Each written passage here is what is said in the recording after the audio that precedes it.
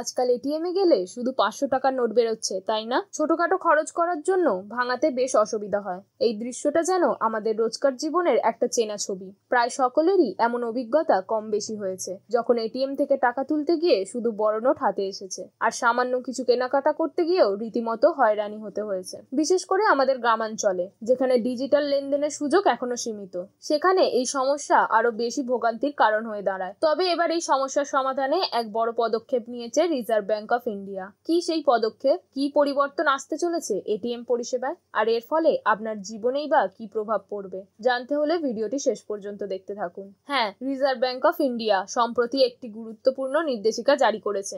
এই নির্দেশিকা অনুযায়ী দেশের সমস্ত ব্যাংক এবং হোয়াইট লেভেল এটিএম অপারেটরদের 2025 সালের 30 সেপ্টেম্বরের মধ্যে তাদের কমপক্ষে 75% এটিএম এ রাখতে হবে 100 অথবা 200 টাকার নোট। এখানেই শেষ নয়, 2026 সালের 31 মার্চের মধ্যে এই সংখ্যাটা আরো বাড়িয়ে 90% নিয়ে যাওয়ার কথা বলা হয়েছে।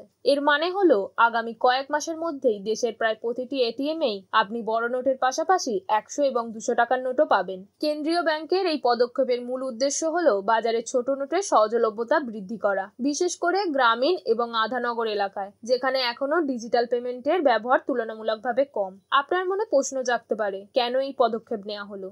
আসলে ছোট নোট সহজে পাওয়া গেলেও আমাদের দৈনন্দিন কেনাকাটা অনেক সহজ হবে। ছোট ব্যবসায়ী এবং সাধারণ মানুষ যারা খুচরো সমস্যায় পড়েন, তাদের জন্য এটা একটা বড় সমাধান। শুধু তাই নয়, গ্রামীণ অর্থনীতিতেও নগদের প্রবাহ বজায় থাকবে। এমনকি 2024 সালের ডিসেম্বরেই প্রায় 73% এটিএম এ এই ছোট নোটের সরবরাহ শুরু হয়ে গিয়েছিল। ক্যাশ ম্যানেজমেন্ট সংস্থাগুলো খুব দ্রুতই এই কাজটি এগিয়ে নিয়ে যাচ্ছে। এই নতুন নিয়ম সবচেয়ে বেশি উপকার করবে সেই সব কোটি কোটি সাধারণ মানুষকে যারা প্রতিদিন ছোট অঙ্কের লেনদেন করেন। দোকানদাররা সহজে খুচরো দিতে পারবেন, শ্রমিক বা কৃষকদের তাদের রোজগারের টাকা ভাঙাতে অসুবিধা হবে না। শহরের পাশাপাশি গ্রামের মানুষেরাও এটিএম থেকে প্রয়োজন অনুযায়ী ছোট নোট তুলতে পারবেন। অনেকের মনেই প্রশ্ন জাগতে পারে, তাহলে কি 500 টাকার নোট বন্ধ করে দেওয়া হচ্ছে? একদমই না। রিজার্ভ ব্যাংক স্পষ্ট করে জানিয়েছে, এই নির্দেশিকা শুধুমাত্র 100 এবং 200 টাকার নোটকে আরো সহজলভ্য করার জন্য। 500 টাকার নোট বাতিলের কোনো পরিকল্পনাই নেই। তবে এর পাশাপাশি এটিএম লেনদেন সংক্রান্ত কিছু নতুন আপডেটও আসছে।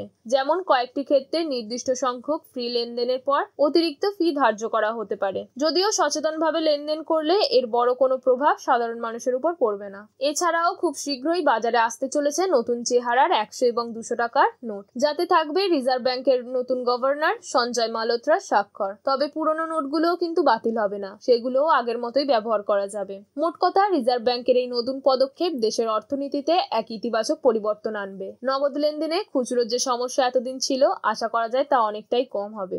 এটিএম পরিষেবা আরো সুবিধাজনক হবে এবং সাধারণ মানুষের দৈনন্দিন জীবনযাত্রার লেনদেন আগের থেকে অনেক সহজ এবং দ্রুত হবে। বিশেষ করে গ্রামীণ অর্থনীতি এবং ছোট ব্যবসার জন্য এটি সত্যি একটি বড় সুবিধা। এই ছিল আমাদের আজকের ভিডিও। যদি ভিডিওটি ভালো লেগে থাকে তাহলে লাইক ও শেয়ার করতে ভুলবেন না। আমাদের চ্যানেলটি সাবস্ক্রাইব করে পাশে থাকুন, যাতে এইরকমই গুরুত্বপূর্ণ খবর সবসময় আপনাদের কাছে পৌঁছে দিতে পারি। খুব শীঘ্রই দেখা হবে নতুন কোনো আপডেটের সাথে। ততক্ষণের জন্য ভালো থাকুন, সুস্থ থাকুন। ধন্যবাদ।